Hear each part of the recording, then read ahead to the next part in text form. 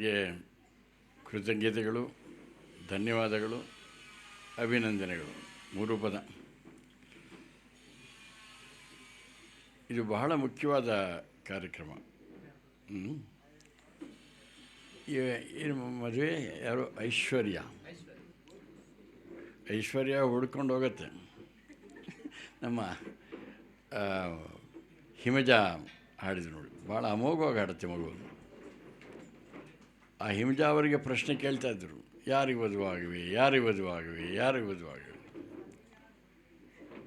ಸಾಮಾನ್ಯವಾಗಿ ಐಶ್ವರ್ಯ ಅಂದರೆ ಅಷ್ಟೈಶ್ವರ್ಯ ಅಂತಾರೆ. 8 ಲಕ್ಷ್ಮಿ: ಧನಲಕ್ಷ್ಮಿ, ಧಾನ್ಯಲಕ್ಷ್ಮಿ, ಧೈರ್ಯಲಕ್ಷ್ಮಿ, ಸಂತಾನಲಕ್ಷ್ಮಿ, ವಿಜಯಲಕ್ಷ್ಮಿ, ವಿದ್ಯಾಲಕ್ಷ್ಮಿ. ದುಡ್ಡು, ಕಾಸು, ಅಂತಸ್ತು, ಐಶ್ವರ್ಯ, ಮನೆ, ಮಠ, ವಿಪರೀತ ಸಂಪಾದನೆ ಮಾಡ್ತೀವಿ. ಸಂಪಾದನೆ ಮಾಡಿದ ಮೇಲೆ ಸಾಮಾನ್ಯವಾಗಿ ಏನು ಮಾಡ್ತೀವಿ? ನಮಗೆ ಬೇಕಾದ್ದೇನೋ, ನಮಗೆ ಖುಷಿ ಕೊಡೋಂಥದ್ದು ಆ ಕಡೆನೇ ಓಡುತ್ತೆ. ಅದಕ್ಕೆ ನಮ್ಮ ವೇದಾಂತದ ವಿದ್ಯಾರ್ಥಿಗಳಿಗೆಲ್ಲ ಗೊತ್ತು. ಅದಕ್ಕೆ ಪ್ರೇಯಸ್ ಅಂತಾರೆ. ಸಾಮಾನ್ಯವಾಗಿ ಹುಡ್ಕೋದೇಲಿ ಪ್ರೇಯಸ್ಸು. ತಕ್ಷಣ ಖುಷಿ ಕೊಡೋವಂಥದ್ದು, ತಕ್ಷಣ ಮಜಾ ಕೊಡೋ ಅಂಥದ್ದಕ್ಕೆ ಹೋಗುತ್ತಾರೆ. ತಕ್ಷಣ ಖುಷಿ ಕೊಡುತ್ತೆ, ಬಹಳಷ್ಟು ಒಳ್ಳೆಯದಿರೋದಿಲ್ಲ. ಅದಕ್ಕೆ ನಾವು ಜೀವನದಲ್ಲಿ 2 ಮಾರ್ಗ ಅಂತೀವಿ, ಡ್ಯೂಯಲ್ ಪಾತ್. ಒಂದು ಮಾರ್ಗ ತಕ್ಷಣ ಖುಷಿ ಕೊಡೋಂಥದ್ದು, ಮಜಾ ಕೊಡೋದು. ಆ ತಕ್ಷಣ ಖುಷಿ ಕೊಡೋಂಥದ್ದು, ಮಜಾ ಕೊಡೋಂಥದ್ದು, ಉದಾಹರಣೆಗೆ ಸಿಕ್ಕಾಪಟ್ಟೆ ಕಿಕ್ ಸಿಗತ್ತೆ, ಆದರೆ ಒಳ್ಳೆಯದು ಖುಷಿ ಪ್ರೇಯಸ್. ಆದರೆ ಬಹಳಷ್ಟು ಆ ಥರ ನಮಗೆ ತಕ್ಷಣ ಖುಷಿ ಕೊಡೋಂಥದ್ದು, ಮಜಾ ಕೊಡೋಂಥದ್ದು ಜೀವನದಲ್ಲಿ ತಾತ್ಕಾಲಿಕವಾಗಿ ಸಿಗತ್ತೆ, ಆದರೆ ದೀರ್ಘಾವಧಿಯಲ್ಲಿ ಒಳ್ಳೆಯದಲ್ಲ. ಅದಕ್ಕೆ ನಾವೇನು ಹೇಳೋದು ಅಂತಂದರೆ, ನಮ್ಮ ಹೋಗ್ತಾ ಇರೋದೇ ಅದೇ ಮಾರ್ಗದಲ್ಲಿ. ಪ್ರಪಂಚದಲ್ಲಿ ಅಷ್ಟೊಂದು ಜನ ಹೋದರೂ ಸರಿಯಾದ ಬುದ್ಧಿವಂತರು ತಕ್ಷಣ ಖುಷಿ ಕೊಡೋಂಥದ್ದೆಲ್ಲ ಶ್ರೇಯ ಮಾರ್ಗದಲ್ಲಿ ಹೋಗ್ತಾರೆ ಅಂತಾರೆ. ಶ್ರೇಯಸ್ಸು ಅಂತಂದರೆ ತುಂಬ ಅತ್ಯಂತಿಕವಾದ ಒಳ್ಳೆಯದು ಮತ್ತು ಆನಂದ ಕೊಡೋಂಥದ್ದು. ಸೊ ನಮ್ಮ ಐಶ್ವರ್ಯ ಶ್ರೇಯಸ್ಸನ್ನು ಸೆಲೆಕ್ಟ್ ಮಾಡಿದರು. ಸುಮ್ಮನೆ ಬಂದಿಲ್ಲ. ಆ ಮಾತಿನಲ್ಲಿ ಭಾಳ ಶ್ರೇಯಸ್ಗೂ ಐಶ್ವರ್ಯ ಬೇಕು, ಐಶ್ವರ್ಯಗೂ ಶ್ರೇಯಸ್ ಬೇಕು.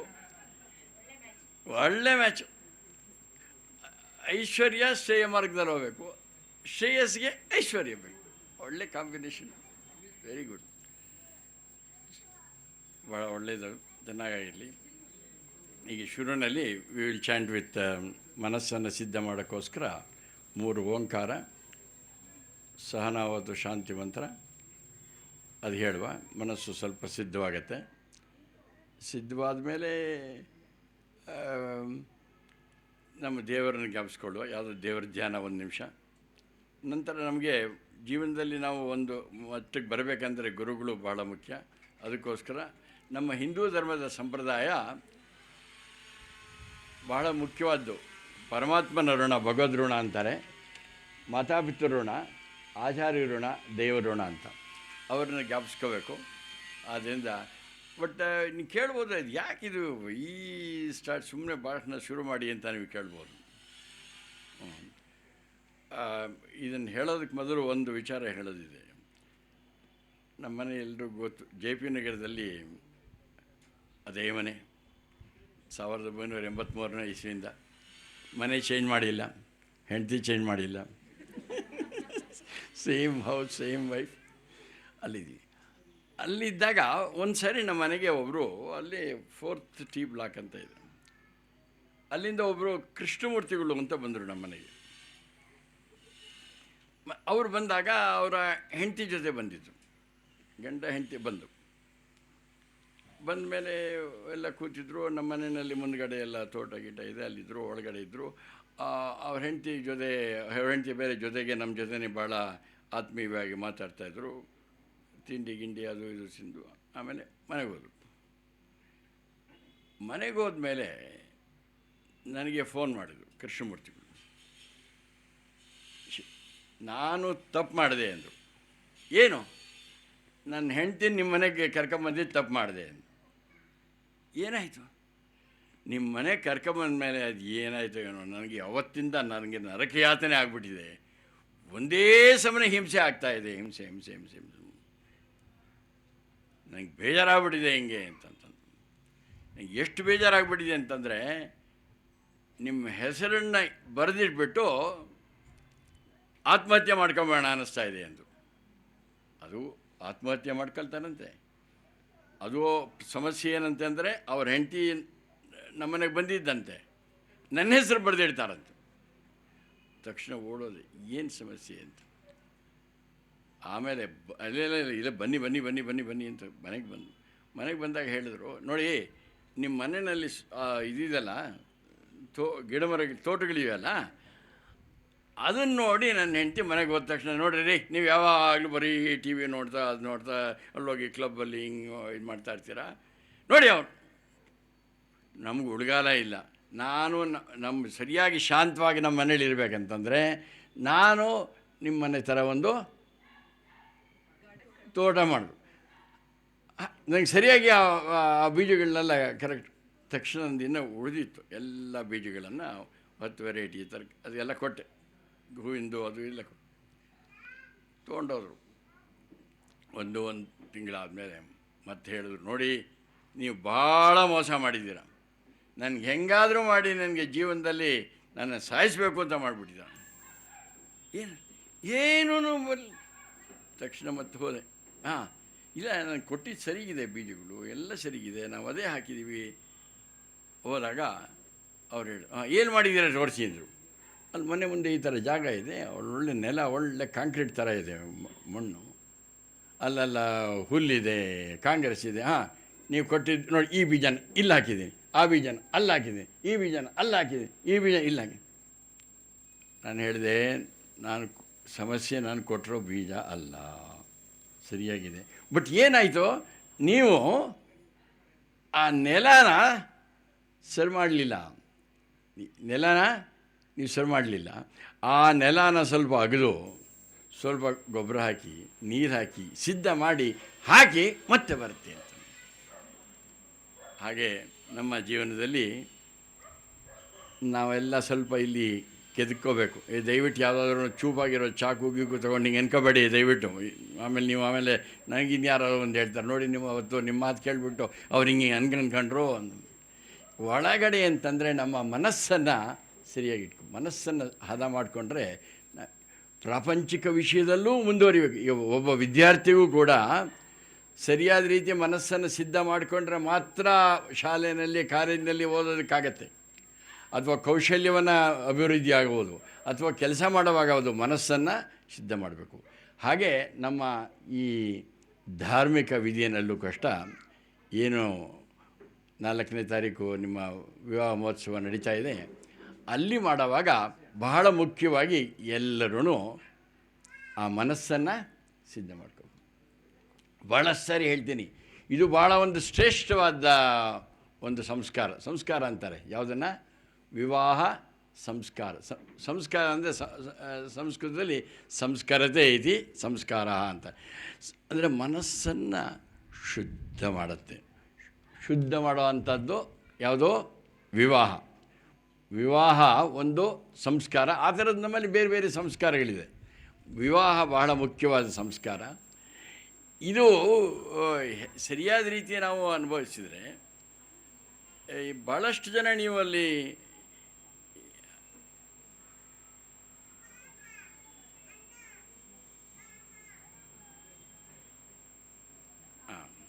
ಏನಾದರೂ ಪ್ರಶ್ನೆ ಇದೆಯಮ್ಮ? ಅಲ್ಲಿ ಯಾರ್ದಾದ್ರೂ ಏನಾದರೂ ಪ್ರಶ್ನೆ ಇದೆಯಾ? ತಿರುಪತಿನಲ್ಲಿ ಹೋಗಿ ಕಲ್ಯಾಣೋತ್ಸವ ಮಾಡಿಸ್ತೀವಿ, ಹೌದಾ? ಅಲ್ಲಿ ಹೋಗಿ ಏನೋ ಮಾಡ್ತೀರಲ್ಲ, ಅದೇನೋ ಅದು ಸಿಗುತ್ತೆ, ಈ ಪುಣ್ಯ ಸಿಗುತ್ತೆ ಅಂತ. ಸತ್ಯ ಹೇಳ್ತೀನಿ, ಸರಿಯಾದ ರೀತಿಯಲ್ಲಿ ಈ ಮದುವೆಯಲ್ಲಿ 4ನೇ ತಾರೀಕು ನಾವು ಭಾಗವಹಿಸಿದರೆ ಸುಳ್ಳು ಹೇಳ್ತಾ ಇಲ್ಲ ನಾನು. ಸುಮಾರು ಒಂದು 8-10 ಕಲ್ಯಾಣೋತ್ಸವದಲ್ಲಿ ಭಾಗವಹಿಸಿದ ಪುಣ್ಯ ಸಿಗತ್ತೆ. ಅಲ್ಲಿ ನಡೆಯೋದು ಐಶ್ವರ್ಯ ಮತ್ತು ಶ್ರೇಯಸ್ಸು ವಿವಾಹ ಅಲ್ಲ. ಅವ್ರು ಹೇಳ್ತೀರ ನೀವು, ಈಕೆ ಲಕ್ಷ್ಮೀ ಸ್ವರೂಪಿ, ಅವನು ನಾರಾಯಣ ಸ್ವರೂಪ. ತಿರುಪತಿ ಕಲ್ಯಾಣೋತ್ಸವದಲ್ಲಿ ಏನು ನಿಮಗೆ ಪುಣ್ಯ ಸಿಗತ್ತೋ ಅದಕ್ಕಿಂತ ಹೆಚ್ಚು ಪುಣ್ಯ. ಆದರೆ ಯಾವ ರೀತಿ ಆ ಕಲ್ಯಾಣೋತ್ಸವದಲ್ಲಿ ಹೆಂಗೆ ಭಾಗವಹಿಸಿರೋ ಹಂಗೆ ಭಾಗವಹಿಸ್ಬೇಕು.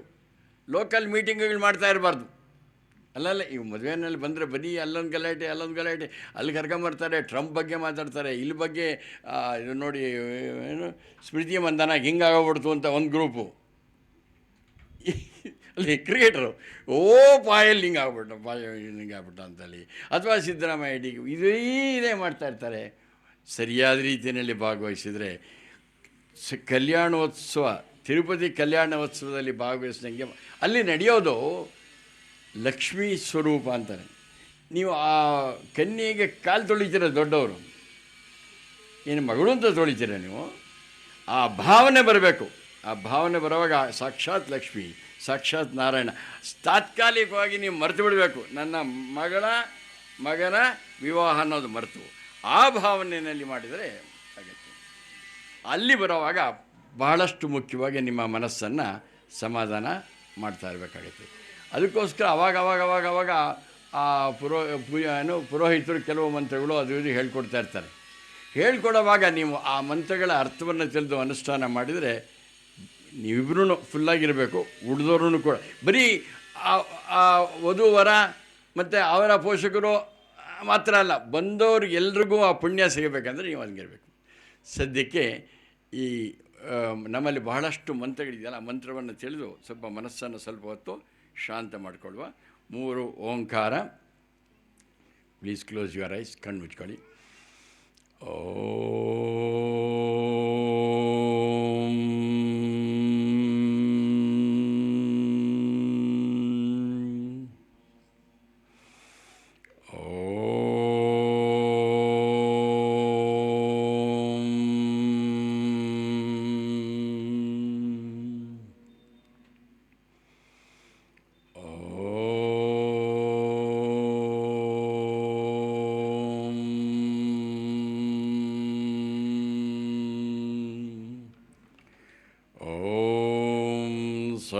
सहनाववतु सहनौ भुनक्तु सह वीर्यङ्करवावहै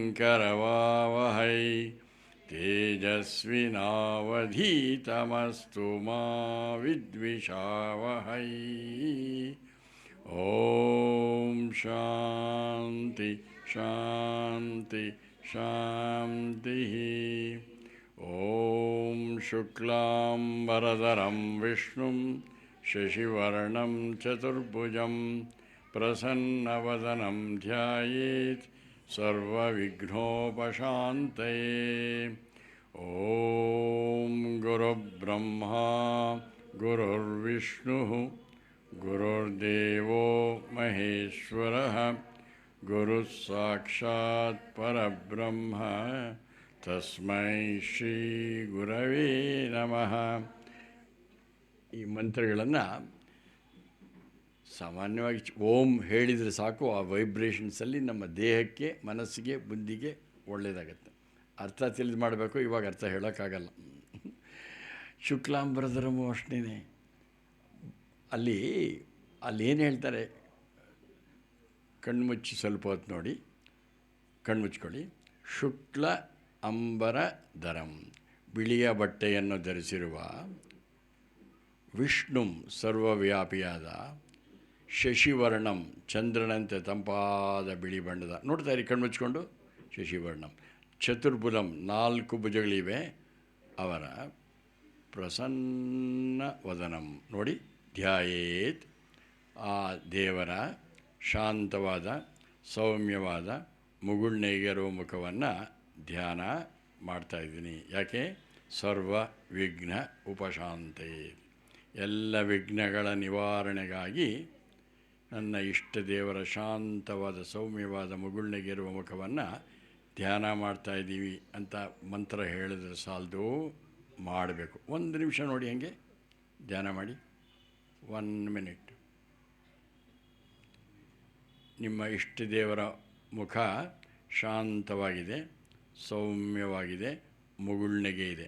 ಆಗ ನಿಮ್ಮ ಮುಖದಲ್ಲೂ ಪ್ರಶಾಂತತೆ ಬರುತ್ತೆ, ನಿಮ್ಮ ತುಟಿ ಮೇಲೂ ಮುಗುಳ್ನೆಗೆ ಬರಲಿ ಬರಲಿ ಬರಲಿ, ಸ್ಮೈಲ್ ಮಾಡಿ, ಒಳ್ಳೆಯದು. ಭಾಳಷ್ಟು ಆರೋಗ್ಯ ಹೋಗುತ್ತೆ, ಆಯುಸ್ಸು ಹೆಚ್ಚಾಗತ್ತೆ, ನಿಮ್ಮ ಸೌಂದರ್ಯ ವರ್ಧನೆ ಆಗುತ್ತೆ, ಮನಸ್ಸು ಪ್ರಶಾಂತವಾಗತ್ತೆ, ಎಲ್ಲ ಕೆಲಸಗಳು ಶಾಂತವಾದ ಮನಸ್ಸಿದ್ದರೆ ಎಲ್ಲ ನಿರ್ವಿಘ್ನವಾಗಿ ನಡೆಯುತ್ತೆ. ಪ್ರಸನ್ನವದನಂ ಧ್ಯಾಯೇತ್. ಗುಡ್. Open your eyes. ಇದು ಮಾಡಿ ಅಲ್ಲಿ ಅವಾಗವಾಗ ಹೇಳ್ತಾ ಇರ್ತಾನೆ. ಯಾಕೆ ಇದು ಹೇಳ್ಕೊಡ್ತೀನಿ ಅಂದರೆ, ಅವತ್ತು ಆ ಪುರೋಹಿತರು, ಜೋಯಿಸರು ಅಥವಾ ಶಾಸ್ತ್ರಿಗಳು ಪಟಪಟ ಪಟಪಟ ಪಟಪಟ ಪಟಪಟ ಹೇಳ್ತಾ ಇರ್ತಾರೆ. ಸಾಮಾನ್ಯವಾಗಿ ಬೇರೆ ಯಾರೂ ಹೇಳೋದಿಲ್ಲ. ಹುಡುಗಿ ಕೈಲಿ, ಪಿತೃಗಳ ಕೈಲಿ ಹೇಳಿಸ್ತಾರದು. ಭಾಳಷ್ಟು ಜನ ಹೇಳೋದಿಲ್ಲ. ಆ ಶಿವಮೊಗ್ಗ ಹತ್ತಿರ ಮತ್ತೂರು ಕೃಷ್ಣಮೂರ್ತಿಗಳು ಅಂತ ಇದ್ದಾರೆ, ಕೇಳಬೇಕು. ಭಾರತೀಯ ವಿದ್ಯಾಭವನದ ಅಲ್ಲಿ ಅಧ್ಯಕ್ಷರಾಗಿದ್ದರು, ಇಲ್ಲಿ ಲಂಡನ್ನಲ್ಲಿ. ಆನಂತರ ಇಲ್ಲಿ ಡೈರೆಕ್ಟರ್ ಆಗಿದ್ದರು. ಅಲ್ಲಿ ಒಂದು ಸುಮಾರು 17-18 ವರ್ಷದ ಯಾವುದೋ ಒಂದು ಕೇಸ್ನಲ್ಲಿ ಆ ಮದುವೆ ಕೇಸ್ ಬಂದಾಗ ಡೈವರ್ಸ್ ಹತ್ತಿರ ಬಂದುಬಿಡಿತಂತೆ. ಅಲ್ಲೆಲ್ಲ ಭಾಳ ಕಾಮನ್. ಆವಾಗ ಮತ್ತೂರು ಕೃಷ್ಣಮೂರ್ತಿಗಳು ಕೇಳಿದಂತೆ, ಏನೇ ಹೀಗಂತೆಯಲ್ಲ, ಅಲ್ಲಿ ಧರ್ಮೇಚ ಅರ್ಥೇಚ ಕಾಮೇಚ ನಾಚಿಕರಾಮಿ ಅಂತ ಹೇಳಿದೆಲ್ಲ. ಆದರೆ ಅವಾಗ ಹೇಳಿದಂತೆ, ನೋಡಿ ಸರ್, ನೀವು ಬೇಕಿದ್ರೆ ಆ ವಿಡಿಯೋಗಳೆಲ್ಲ ತೆಗಿಸಿ ನೋಡಿ. ಒಂದು ಸಾರಿನೂ ನಾನು ಆ ಮಂತ್ರ ಹೇಳಲಿಲ್ಲ. ಅದು ಹೇಳಿದ್ದೆಲ್ಲ ಪುರೋಹಿತರು ಅವ್ರನ್ನ ಕೇಳ್ಕೊ ಹೋಗಿ ಅಂತಾನೆ. ಅದರಿಂದ ನಾನು ಇದು ಏನು ಹೇಳ್ತಾ ಇದ್ದೀನಿ ಅಂದರೆ, ಎಲ್ರಿಗೂ ಕೆಲವು ಪಾತ್ರ ಕೊಡ್ತಾರೆ ಪುರೋಹಿತರು. ಕೊಟ್ಟಾಗ ನೀವು ಅವ್ರು ಹೇಳೋದನ್ನು ಶ್ರದ್ಧೆಯಿಂದ ಕೇಳಿ ಮಾಡಿ. ಸಾಧ್ಯವಿದ್ದರೆ ಅವ್ರನ್ನ ಸ್ಟಾಪ್ ಮಾಡಿ ಅದರ ಅರ್ಥವನ್ನು ಕೇಳಿ, ತಪ್ಪೇನಿಲ್ಲ. ಹೇಳಿದ್ದೆಲ್ಲ ಮಾಡಬೇಕು ಅನ್ನೋ ಮೂಢನಂಬಿಕೆ ಇರಬೇಕು ಅಂತ ಏನಿಲ್ಲ. ಅಕಸ್ಮಾತ್ ಅವರು ಟೈಮ್ ಇಲ್ಲದೆ ಆಮೇಲೆ ಹೇಳ್ತೀನಿ, ಆಮೇಲೆ ಅದಕ್ಕೆ ಕೇಳ್ಕೊಳ್ಳಿ. ಸೊ ಆದ್ದರಿಂದ ಅವಾಗವಾಗ ನಿಮಗೆ ಈ ಮಂತ್ರಗಳನ್ನು ಹೇಳ್ತಾ ಇರ್ತಾರೆ. ಅದನ್ನು ನೀವು ಕೇಳಿ, ಸಾಧ್ಯವಿದ್ದರೆ ಕೆಲವನ್ನ ಅರ್ಥ ಮಾಡಿಸೋದಕ್ಕೆ ಇವತ್ತು ಪ್ರಯತ್ನ ಮಾಡ್ತೀನಿ. ನಾಡದ್ದು ನಿಮಗೆ 4ನೇ ತಾರೀಕು ಅವ್ರು ಏನು ಮಾಡ್ತಾರೋ ಎಲ್ಲ ನೀವು ಹೇಳೋಕ್ಕಾಗಲ್ಲ. ಕೆಲವು ಮುಖ್ಯವಾದ್ದನ್ನು ಮಾತ್ರ ಇವಾಗ ಹೇಳ್ತೀನಿ. ಆವಾಗ ಅದನ್ನು ನೀವೇನು ಮಾಡಬೇಕು, ಬರೀ ಮತ್ತೆ ಹೇಳ್ತಾ ಇದ್ದೀನಿ, ಬರೀ ಇವರು ಮಾತ್ರ ಅಲ್ಲ, ಈ 6 ಜನ ಮಾತ್ರ ಅಲ್ಲ, ಎಲ್ಲರೂ ಕೂಡ ಅಲ್ಲಿ ಕೂತ್ಕೊಂಡು ಮಾಡಿಸಿದರೆ ಇದೇ ಬೇರೆ. ಈ ಸಂಸ್ಕಾರಕ್ಕೆ ಕೆಲವಲ್ಲಿ ನಮ್ಮಲ್ಲಿ ಬೇರೆ ಬೇರೆ ಬೇರೆ ಬೇರೆ ಸಂಸ್ಕಾರಗಳಿವೆ. ಏನಂತಾರೆ, ಮೊದಲು ಎಲ್ಲವನ್ನೂ ಹಿಂದೂ ಧರ್ಮದಲ್ಲಿ ಪ್ರತಿಯೊಂದು ಸಂಸ್ಕಾರನೇ. ಗರ್ಭದಾನ ಅಂತಾರೆ, ಕೇಳಿದರೆ ಪದ ಪುಂಸವನ ಅಂತಾರೆ, ಸೀಮಂತ ಅಂತಾರೆ, ಏನಂತಾರೆ ಜಾತಕರಣ ಅಂತಾರೆ. ಫಸ್ಟು ಜಾತಕರಣ, ನಾಮಕರಣ, ಅನ್ನಪ್ರಾಶನ, ಆನಂತರ ನಿಷ್ಕ್ರಮಣ, ಆಮೇಲೆ ಕಿವಿಗೆ ಚುಚ್ಚೋದು ಕರ್ಣವೇದ ಅಂತಾರೆ, ಚೌಲ ಅಂತಾರೆ, ಉಪನಯನ ಅಂತಾರೆ, ಆಮೇಲೆ ದಾನಗಳು ಅಂತಾರೆ, ವ್ರತ ಸಮಾವರ್ತನೆ ಅಂತಾರೆ, ಆಮೇಲೆ ವಿವಾಹ ಮತ್ತಿದ್ರದ್ದು. ಅದರಲ್ಲಿ ಇವೆಲ್ಲವೂ ಸಂಸ್ಕಾರಗಳು. ಪ್ರತಿಯೊಂದು ಒಂದೊಂದು ಸ್ಟೆಪ್ಪಲ್ಲೂ ಪ್ರತಿಯೊಂದಕ್ಕೂ ಅರ್ಥ ಉಂಟು. ನಾವು ಫಸ್ಟು ಅಕಸ್ಮಾತ್ ಅರ್ಥವಾಗದೆ ಹೋದ್ರೂ ಅವ್ರು ಹೇಳ್ದಂಗೆ ಮಾಡಿ, ತೊಂದರೆ ಇಲ್ಲ. ಹಾಗಿದ್ರೆ ಇವರು ನನಗೆ ಅರ್ಥ ಹೇಳೋವ್ರಿಗೂ ಮಾಡಲ್ಲ ಅಂತ ಜೋಯಿಸ್ರಿಗೆ ಹೇಳಬೇಡಿ. ನೀವು ಅವತ್ತು ಹೇಳ್ಕೊಟ್ಟಿದ್ದಾರೆ, ಅರ್ಥ ತಿಳಿದೆ ಮಾಡಬೇಕಂತೆ, ನಮ್ಗೆ ಅರ್ಥ ಹೇಳಿಕೊಟ್ರೆ ನೋಡೋಣ. ಮಾಡಿ. ಆದಷ್ಟು ಇವತ್ತು ನಾನು ಅರ್ಥ ಮಾಡಿಸ್ತೀನಿ ನಿಮಗೆ. ವಿವಾಹ ಸಂಸ್ಕಾರಕ್ಕೆ ಇನ್ನೊಂದು ಹೆಸರು ಉದ್ವಾಹ ಅಂತ. ಉದ್ವಾಹ ಅಂದರೆ ಎತ್ತೋದು ಅಂತ, ಮೇಲಕ್ಕೆ. ಏನು ಮೇಲಕ್ಕೆ ಎತ್ತೋದು? ಅದೇ ಹಾರ ಹಾಕೋವಾಗ ಈ ಕಡೆಯವರು ಎತ್ತುತ್ತಾರಲ್ಲ, ಈ ಕಡೆ ಎತ್ತಿ ಹಾರಗಳನ್ನೆಲ್ಲ ಎರಚಾಡಿ ಇನ್ನೇನು ಮೈ ಮೂಳೆ ಮುರಿಬೇಕು ಧಡಕ್ ಅಂತ ಎಳಿಸ್ತಾರಲ್ಲ, ಅದಲ್ಲ. ಉದ್ವಾಹ ಅಂತಂದರೆ ಒಬ್ಬರು ಮೇಲಕ್ಕೆ ಎತ್ತೋದು. ನಿಮ್ಮ ಜವಾಬ್ದಾರಿ ಇದು. ಸೊ ನಿಮ್ಗೆ ನಾಡದ್ದು ಆಗೋದು ಉದ್ವಾಹ 4ನೇ ತಾರೀಕು. ಅದರ ಉದ್ದೇಶ ಏನು? ಒಬ್ಬರನ್ನೊಬ್ಬರು ಹಂಗೆ ಮಾಡಬೇಡಿ. ನೀವು ಆಮೇಲೆ ಎತ್ತು ಅಂತ ಹೇಳಿದ್ದಾರೆ, ಹಿಂಗೆ ಹೇಳಬೇಡಿ.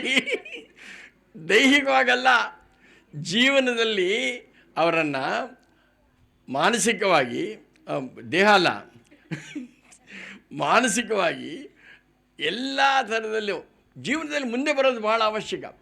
ಅದರಲ್ಲೂ ಅಷ್ಟೇ ಮುಖ್ಯವಾಗಿ ಆಧ್ಯಾತ್ಮದ ಪ್ರಗತಿ, ಆ ಪರಮಾತ್ಮನ ಚಿಂತನೆ, ಆ ಕಡೆಗೆ ಬರೀ ಪ್ರಾಪಂಚಿಕ ವ್ಯವಹಾರಗಳಲ್ಲಿ ಮಾತ್ರ ಮೇಲೆತ್ತೋದಲ್ಲ. ಯಾಕೆಂತಂದರೆ ಪ್ರಪಂಚದ ವ್ಯವಹಾರದಲ್ಲಿ ದುಡ್ಡು, ಕಾಸು, ಅಂತಸ್ತು, ಐಶ್ವರ್ಯ ಸಿಗತ್ತೆ. ಬಟ್ ಸಿಕ್ಕದಲ್ಲಿ ಬಹಳಷ್ಟು ಜನ ಜೀವನದಲ್ಲಿ ಗೋಳಾಡ್ತಾ ಇರ್ತಾರೆ. We call them suffering wealth ಅಂತ. ಐಶ್ವರ್ಯ ಇರುತ್ತೆ, ಬಟ್ ಜೀವನದಲ್ಲಿ ಗೋಳಿರುತ್ತೆ. ಯಾರಿಗೆ ಈ ಧಾರ್ಮಿಕ ಇರುತ್ತೋ ಅವರಿಗೆ ದೇ ವಿಲ್ ಎಂಜಾಯ್ ವೆಲ್ತ್. ಆದ್ದರಿಂದ ನಿಮ್ಮ ಜವಾಬ್ದಾರಿ ಏನಂತಂದರೆ ಒಬ್ಬರನ್ನೊಬ್ಬರು ಜೀವನದಲ್ಲಿ ಎತ್ತೋದು ಅಂತಂದರೆ ಫಿಸಿಕಲ್ ಆಗಲ್ಲ, ಅದು ಎತ್ತಿ ಪರವಾಗಿಲ್ಲ, ಐ ಹ್ಯಾವ್ ನೋ ಅಬ್ಜೆಕ್ಷನ್. ಯಾರಿಗೆ ಶಕ್ತಿ ಇದೆಯೋ ಅವ್ರು ಎತ್ತಿ, ಇನ್ನೊಬ್ಬರು ಸುಮ್ಮನೆ ಇರಿ. ಎತ್ತೋದು ಜೀವನದಲ್ಲಿ ಅವ್ರನ್ನ ಉನ್ನತ ಮಟ್ಟಕ್ಕೆ ಸರ್ವತೋನ್ಮುಖ ಅಭಿವೃದ್ಧಿ ಮಾಡೋದು, ಸಂಪೂರ್ಣ ಆನಂದ ಕೊಡೋದು, ಆಧ್ಯಾತ್ಮದ ಪ್ರಗತಿ ಮಾಡೋದು ವಿವಾಹದ ಉದ್ದೇಶ. Please remember this your responsibility. ಅದನ್ನು ನೀವು ಮಾಡಿ. ಈ ಕರ್ಮಗಳಲ್ಲಿ 4 ಇದೆ. ಅಲ್ಲಿ ಮಾಡೋವಾಗ ಕರ್ಮಗಳಲ್ಲಿ ಇಷ್ಟು ಮಾಡಿಸ್ತಾರೆ: ಕಾಯಿಕ, ವಾಚಿಕ, ಮಾನಸಿಕ ಅಂತ. ಅವರು ಕೆಲವಲ್ಲಿ ನಿಮ್ಮ ಕೈನಲ್ಲಿ ಏನೇನು ಹಿಂಗೆ ಮಾಡು, ಹಿಂಗೆ ಮಾಡು, ಹಿಂಗೆ ಮಾಡು ಅಂತ ಹೇಳ್ತಾ ಇರ್ತಾನೆ. ಅದು ಮಾಡೋದೇನೋ ಕಾಯಿಕ. ನೋಡಿ, ನಾಡೋದು ಶುರುವಾಗತ್ತಲ್ಲಿ ಹಿಂಗೆ ಮಾಡು, ಹಿಂಗೆ ಏನೇನೋ ಹೇಳ್ತಾರೆ. ಅಂದರೆ ಕೈಯಿನಿಂದ ನಮ್ಮ ದೇಹದ ಅಂಗಾಂಗಗಳಿಂದ ಮಾಡೋದು ಅಂತ ತಿಳ್ಕೊಂಬಿಡಿ. ಆಮೇಲೆ ವಾಚಿಕ ಏನನ್ನ ಅವ್ರು ಹೇಳ್ಕೊಟ್ಟಿದ್ರೆ ಹೇಳು ಹೇಳು ಅಂತಾರೆ. ಅವ್ರಿಗೆ ಏನಾದರೂ ನೀವು ಹೇಳ್ತೀರ ಅನ್ನೋ ಮೂಡಿದ್ದರೆ, ಇಲ್ಲದೆ ಹೋಯ್ತು ಅಂತಂದರೆ ಪರವಾಗಿಲ್ಲ ಬಿಡಿ, ಅದೇನು ಹೇಳಲ್ಲ ಬಿಡಿ, ನಮಗೂ ದಕ್ಷಿಣೆ ಕೊಡಿ ಹೊರಡ್ತೀವಿ ಅಂತಾರೆ. ವಾಚಿಕ ಮಂತ್ರಗಳು. ಆಮೇಲೆ ಜೊತೆಗೆ ನಿಮ್ಮ ಮನಸ್ಸನ್ನು ಸಿದ್ಧ ಮಾಡೋದಕ್ಕೆ ಪ್ರಯತ್ನ ಮಾಡಿ. 3 ಮಾಡಿ: ಕಾಯಿಕ, ವಾಚಿಕ, ಮಾನಸಿಕ.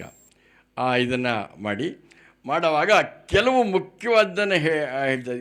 ಇಲ್ಲಿ ನಮ್ಮಲ್ಲಿ ಹಿಂದೂ ಧರ್ಮದಲ್ಲಿ 4 ಆಶ್ರಮಗಳಿದೆ: ಬ್ರಹ್ಮಚರ್ಯ, ಗೃಹಸ್ಥಾಶ್ರಮ, ವಾನಪ್ರಸ್ಥ, ಸನ್ಯಾಸ ಅಂತ.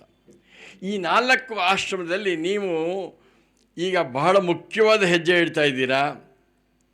ಯಾವುದು? ಗೃಹಸ್ಥಾಶ್ರಮ. ಅದು ಒಂದು ಆಶ್ರಮನೇ. ಆಶ್ರಮ ಅಂತಂದರೆ ನೀವೇನೋ ಏನೋ ಹಿಂದಿನ ಕಾಲದಲ್ಲಿ ಆಶ್ರಮ ಅಂತಂದ್ರೆ ಅಲ್ಲಿರೋ ಎಲ್ಲ ಗಡ್ಡ ಬಿಟ್ಟು ನಿಮ್ಮ ಮನೆಯಲ್ಲಿ ಎಲ್ಲ ರೀತಿಯ ಆನಂದವನ್ನು ಅನುಭವಿಸ್ಕೊಂಡು ಕೂಡ ಆ ರೀತಿ ಜೀವನ ಮಾಡ್ಬೋದು. ಅಲ್ಲಿ ಏನಾಗುತ್ತೆ, ನ್ಯಾಯವಾಗಿ ನೀವು ದುಡ್ಡು ಕಾಸು ಸಂಪಾದನೆ ಮಾಡೋದು ತಪ್ಪಲ್ಲ, ನಿಮ್ಮ ಕಾಮನೆಗಳನ್ನು ಪೂರೈಕೆ ಮಾಡೋದು ತಪ್ಪಲ್ಲ. ಅರ್ಥ ಆಗ್ತಾ ಇದೆಯಾ? ಈ ವಯಸ್ಸಿನಲ್ಲಿ ಇದ್ದೇ ಇರುತ್ತೆ ಈ ಕಾಮನೆಗಳು, ಆ ಕಾಮನೆಗಳು ಬರುತ್ತೆ, ತಪ್ಪಿಲ್ಲ. ದುಡ್ಡು ಕಾಸು ಮನೆ ಮಠ ಜೀವನದಲ್ಲಿ ಮುಂದೆ ತಪ್ಪಿಲ್ಲ. ಅರ್ಥ ಮತ್ತು ಕಾಮನೆಗಳು ಇರಬೇಕು. ಬಟ್ ಒಂದು ತಿಳ್ಕೊಳ್ಳಿ, ಬಹಳ ಮುಖ್ಯವಾದ್ದು, ನಮ್ಮ ಮಾಡೋವಂಥ ಸಂಪಾದನೆ ಧಾರ್ಮಿಕವಾಗಿರಬೇಕು. ಒಂದು, ಹೌದಾ? ಕರಪ್ಷನ್, ಲೂಟಿಂಗ್, ಕಿಲ್ಲಿಂಗ್, ಆ ರೀತಿ ದುಡ್ಡು ಕಾಸು ಅಂತ ಬೇಡ. ಆಮೇಲೆ ಅದು ನಮಗೆ ಮೋಕ್ಷಕ್ಕೆ ದಾರಿಗವಾಗಬೇಕು. ಮೋಕ್ಷಕ್ಕೆ ಅಂದರೆ ಹೆದರ್ಕೋಬೇಡಿ, ಆನಂದವಾಗಿರೋದಕ್ಕೆ ಅಂತೇಳಿ. ನಿಮ್ಮ ಮೋಕ್ಷ ಅಂದರೆ ಭಯವಾಗತ್ತೆ, ನನಗೆ ಗೊತ್ತು. ಆನಂದ ಬೇಕು ತಾನೆ, ಅಷ್ಟೇ. ಆ ಆನಂದನೇ ಮೋಕ್ಷ. ನೀವು 2 ಮುಖ್ಯ. ಇದು ಈ ಬ್ರಹ್ಮಚರ್ಯ, ಈ ಗೃಹಸ್ಥಾಶ್ರಮದಲ್ಲಿ ಬಹಳ ಪ್ರಧಾನ. ಈ ಗೃಹಸ್ಥಾಶ್ರಮದಲ್ಲಿ ಏನಾಗುತ್ತೆ, ಇಲ್ಲಿ ಮಾತ್ರ ನೀವು ಅಧಿಕಾರ, ಅಂತಸ್ತು, ಎಲ್ಲ ದುಡ್ಡು ಕಾಸು ಸಂಪಾದನೆ ಮಾಡೋಕ್ಕೆ ಸಾಧ್ಯ. ಅದನ್ನು ಈ ಬ್ರಹ್ಮಚರ್ಯ ಆಶ್ರಮದಲ್ಲಿ ಇರೋರಿಗೆ, ವಿದ್ಯಾರ್ಥಿಗಳಿಗೆ, ಮತ್ತು ವಾನಪ್ರಸ್ಥ ಮತ್ತು ಸನ್ಯಾಸ, ಯಾವುದೋ 4: ಬ್ರಹ್ಮಚರ್ಯ, ಗೃಹಸ್ಥಾಶ್ರಮ, ವಾನಪ್ರಸ್ಥ, ಅವ್ರಿಗೆ ನೀವು ಸಪೋರ್ಟ್ ಮಾಡೋ, ಅಂದರೆ ಸಮಾಜಕ್ಕೆ ನೀವು ಸಹಾಯ ಮಾಡಬೇಕು, ಧಾರ್ಮಿಕ ಕಾರ್ಯಗಳಿಗೆ ನೀವು ಆಡಂಥ ಸಮಾಜ ಮಾಡಬೇಕು. ಅಂಥ ಪವಿತ್ರವಾದ ಆಶ್ರಮಕ್ಕೆ ನೀವು ಬರ್ತಾ ಇದ್ದೀರಾ. ಯಾವ ಆಶ್ರಮ? ಗೃಹಸ್ಥಾಶ್ರಮ. ಭಾಳ ಮುಖ್ಯ. ಅಲ್ಲಿ ಮಾಡುವಾಗ ಕೆಲವೆಲ್ಲ ವಿಧಿ ವಿಕಲ್ಪಗಳನ್ನು ಮಾಡಿಸ್ತಾ ಇರ್ತಾರೆ. ಕೆಲವನ್ನ ಹೇಳ್ಕೊಡ್ತೀನಿ. ಎಲ್ಲನೂ ಹೇಳಿದ್ರೆ ನಿಮಗೆ ಭಯ ಆಗುತ್ತೆ.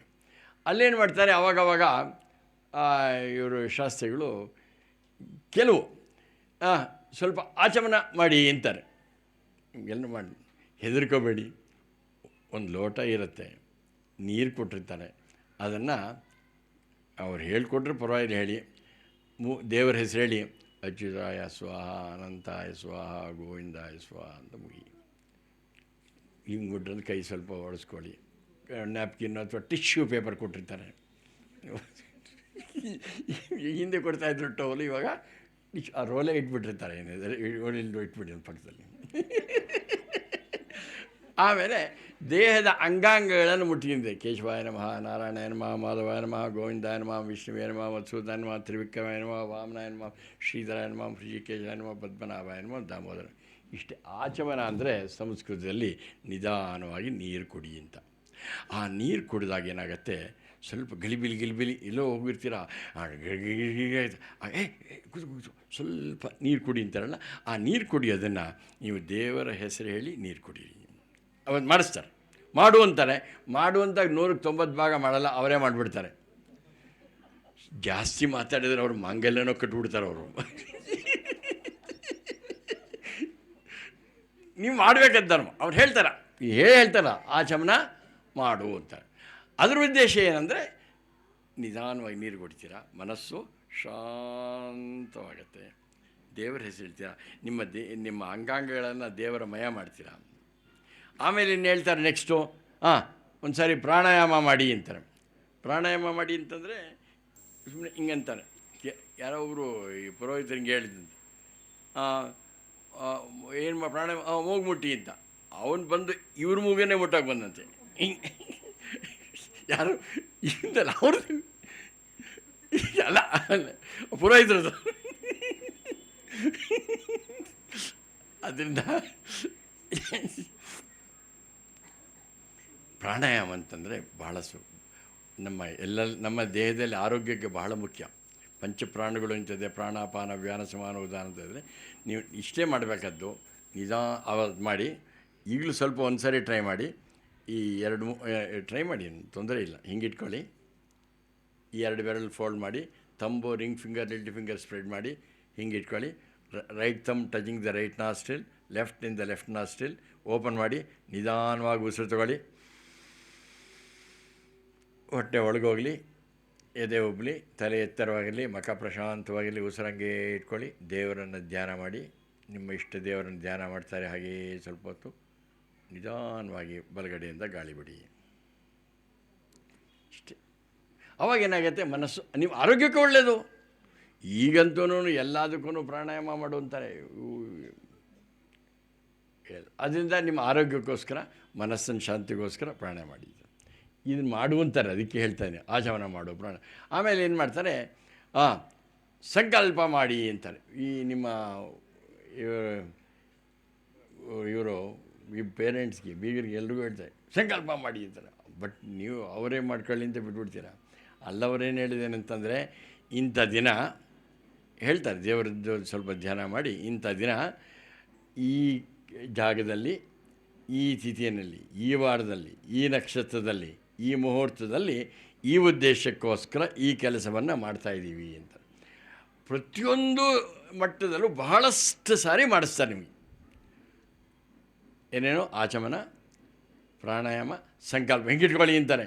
ಹಿಂಗಿಟ್ಕೊಂಡ್ಮೇಲೆ ಹಿಂಗೆ ಹೇಳ್ಬಿಟ್ಟು ವಿಶ್ವಾವಸುನಾಮ, ಇವತ್ತಿಂದು ಇವೇನ ನಮ್ಮ ಸಂವತ್ಸರ ವಿಶ್ವಾವಸುನಾಮ ಸಂವತ್ಸರೆ ಉತ್ತರಾಯಣೆ ಹೇಮಂತ ಋತು, ಶಿಶಿರ ಋತು, ಮಾಘ ಮಾಸೆ ಶುಕ್ಲಪಕ್ಷೆ ಅದಶಿ ವಾಸರ ಹೇಳಿಬಿಟ್ಟು ಇಂಥ ವಾಸರದಲ್ಲಿ ಈ ಕಾರ್ಯಕ್ಕಾಗಿ ಈ ಕೆಲಸವನ್ನು ಮಾಡ್ತೇವೆ. ಅಲ್ಲಿ ಮಾಡೋವಾಗ ಯಾವುದೂ ಸ್ವಾರ್ಥ ಇಲ್ಲ. ಅಲ್ಲಿ ಮಾಡೋದು ಭಗವದ್ ಕೈಂಕರ್ಯ ರೂಪಂ ಶ್ರೀಮನ್ನಾರಾಯಣ ಪ್ರೀತ್ಯರ್ಥಂ ಪರಮೇಶ್ವರ ಪ್ರೀತ್ಯರ್ಥಂ. ನಾವು ಮಾಡೋ ಕೆಲಸಗಳೆಲ್ಲ ಅದಕ್ಕೋಸ್ಕರ. ಅಲ್ಲೂ ನೀವು ಅದನ್ನು ದಯವಿಟ್ಟು ಶ್ರದ್ಧೆಯಿಂದ ಮಾಡಿ. ಅವ್ರು ಹೇಳಿ ನೀವು ಅದನ್ನು ಶ್ರದ್ಧೆಯಿಂದ ಮಾಡಿ. ಮಾಡಿದ ಮೇಲೆ ಬಹಳಷ್ಟು ಸಾರಿ ನಿಮ್ಮ ಹತ್ರ ಬಹಳ ಸಾರಿ ಪೂಜೆಗಳನ್ನು ಮಾಡಿಸ್ತಾರೆ. ಪೂಜೆ ಎಲ್ಲೇನು ಮಾಡಿಸ್ತಾರೆ ಅಂತಂದರೆ, ಮೊಟ್ಟ ಮೊದಲನೇದಾಗಿ ಗಣಪತಿ ಪೂಜೆ ಮಾಡಿಸ್ತಾರೆ. ಗಣಪತಿ ಗಣಪತಿ ವಿಗ್ರಹ ಇದ್ದರೆ ಎದಿಡ್ತಾರೆ. ಇಲ್ಲೇ ಹೋದರೆ ಒಂದು ಅರಿಶಿಣದ ಕೊಂಬೆ ಇಟ್ಕೊತಾರೆ. ಇಲ್ಲೇ ಹೋದರೆ ಸಗಣಿ ಮೇಲೆ ಚುಚ್ಚು ಯಾವುದಾದ್ರೂ ಒಂದು ರೀತಿಯಲ್ಲಿ, ಅಥವಾ ಒಂದು ಅಡಿಕೆ ಯಾವುದೋ ಒಂದು ರೀತಿ ಅದನ್ನು ಇಟ್ಕೊಂಡು ಅದಕ್ಕೆ ಮಾಡಿಸ್ತಾರೆ. ಆದಮೇಲೆ ಇನ್ನೊಂದು ಕೇಳಿ ಮಾಡ್ತಾರೆ, ನಿಮಗೆ ಕಂಕಣ ಅಂತ ಕಟ್ತಾರಲ್ಲ, ಆ ಕಂಕಣದ ಪೂಜೆ ಒಂದು ಸರಿ ಅಲ್ಲ, ಒಂದು 15 ಸಾರಿ ಮಾಡಿಸ್ತಾರೆ. ಇದನ್ನು ಕಂಕಣ ಪೂಜೆ ಮಾಡಿಸ್ತಾರೆ. ಆಮೇಲೆ ಕಳಶದಲ್ಲಿ ಎಲ್ಲ ದೇವತೆಗಳನ್ನು ಆವಾಹನೆ ಮಾಡಿ ಅದಕ್ಕೆ ಪೂಜೆ ಮಾಡಿಸ್ತಾರೆ. ಆಮೇಲೆ ಬಹಳ ಮುಖ್ಯವಾಗಿ ಮಾಂಗಲ್ಯ. ಹಿಂದಿನ ಕಾಲದಲ್ಲಿ ಬರೀ ಹಳದಿ ನಾನು ನೋಡಿದೆ ಮೊನ್ನೆ ಪುಸ್ತಕಗಳಲ್ಲಿ ಬರೀ ಹಳದಿ ಧಾರಣೆ ಮಾಡ್ತಾಯಿದ್ರು. ಇವಾಗ ಅವ್ರ ಶಕ್ತಿ ಅನುಸಾರ ಚಿನ್ನ ಅದಕ್ಕೆ ಸೇರಿದರೆ ವಜ್ರಾಣು ಸೇರಿಸಿ ಅದು ಇದು ಮಾಡ್ತಾರೆ. ಬಟ್ ಒಟ್ಟಿನಲ್ಲಿ ಅದು ಮುಖ್ಯವಾದ ಮಾಂಗಲ್ಯ. ಆ ಮಾಂಗಲ್ಯಕ್ಕೆ ಮಾಡಿಸ್ತಾರೆ. ಆಮೇಲೆ ಅದಕ್ಕೆ ಮುಂಚೆ ಲಗ್ನ ಪತ್ರಿಕೆ ಶಾಸ್ತ್ರ ಆಯಿತಾ ನಿಮ್ಮದು? ಇನ್ನೊಂದು ಸರಿ ಮಾಡಿಸ್ತಾರೆ ಆ ಲಗ್ನ ಪತ್ರಿಕೆ. ಅಲ್ಲಿ ನಮ್ಮ ಭಾವ ಏನಂತಂತಂದರೆ ನೋಡಿ ಭಾಳ ಮುಖ್ಯ. ಪ್ರತಿಯೊಂದರಲ್ಲೂ ದೇವತೆಗಳ ಆವಾಹನೆ ಮಾಡ್ತೀವಿ.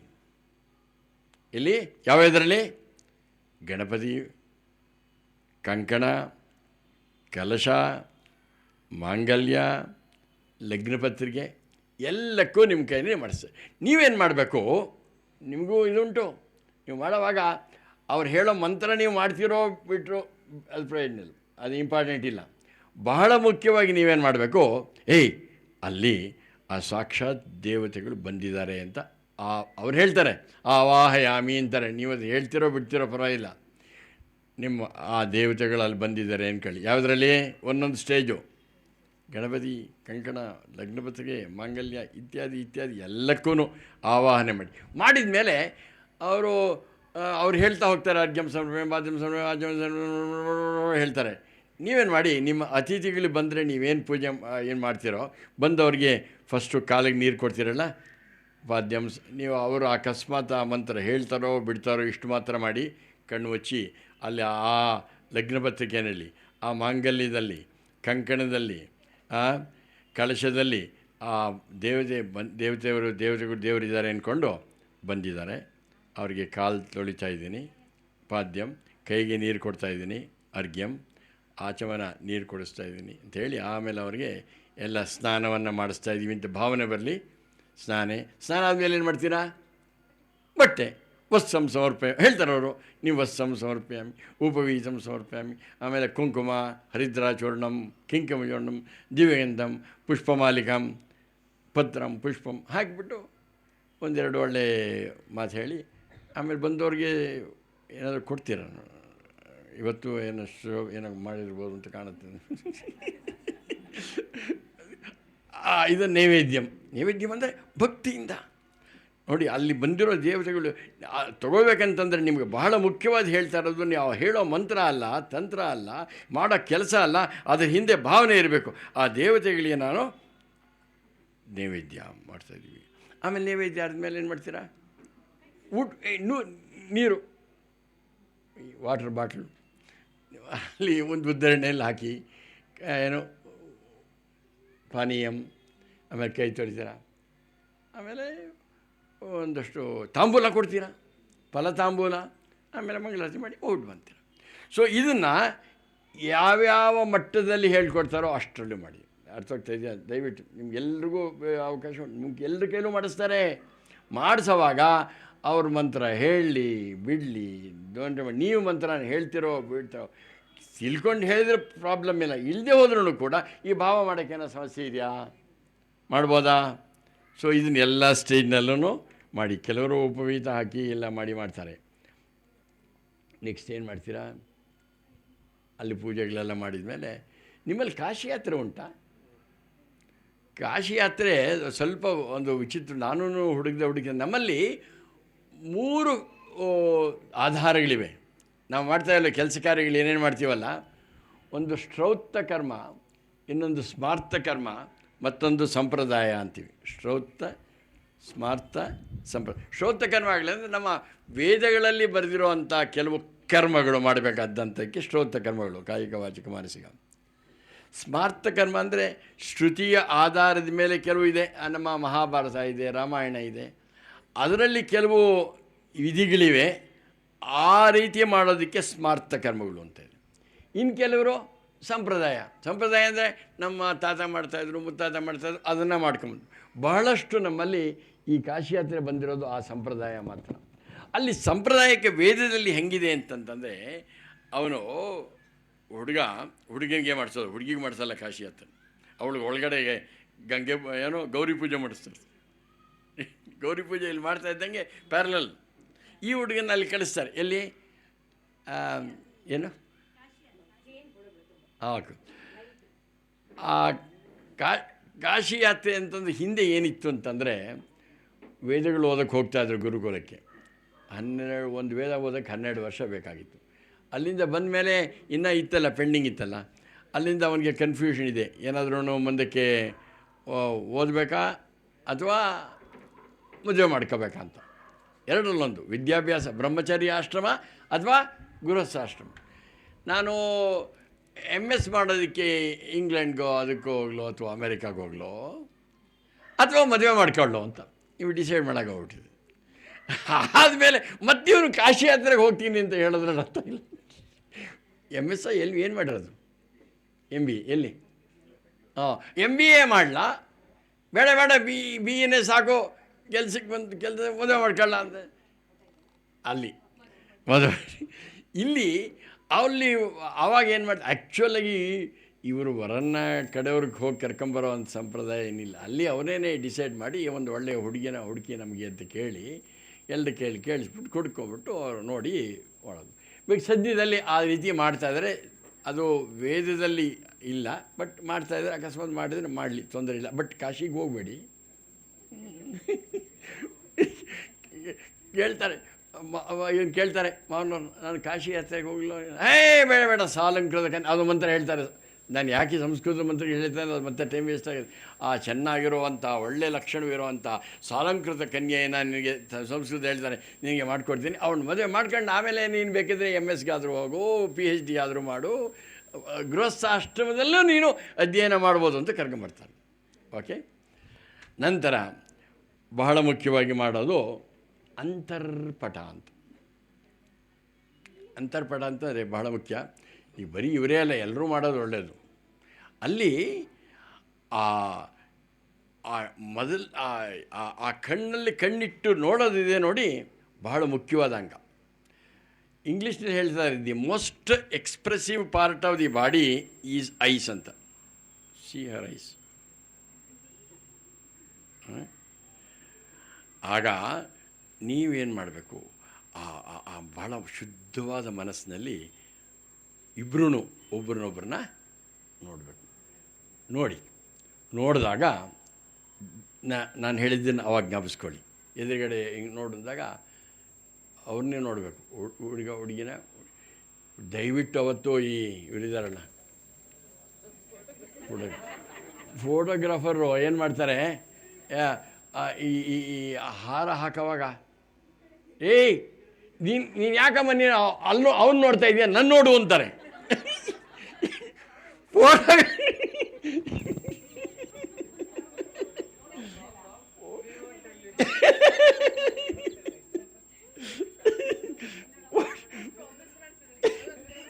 ಹೇಳ್ಬೇಡಿ ಅವನ್ನ, ಅವ್ರವ್ರು ಒಬ್ಬರೊಬ್ಬರು ನೋಡ್ಕೊಳ್ಳಿ, ಬಿಟ್ಬಿಡಿ, ನನ್ನ ನೋಡು ಅಂತ ಹೇಳ್ಬೇಡಿ ಅಷ್ಟು.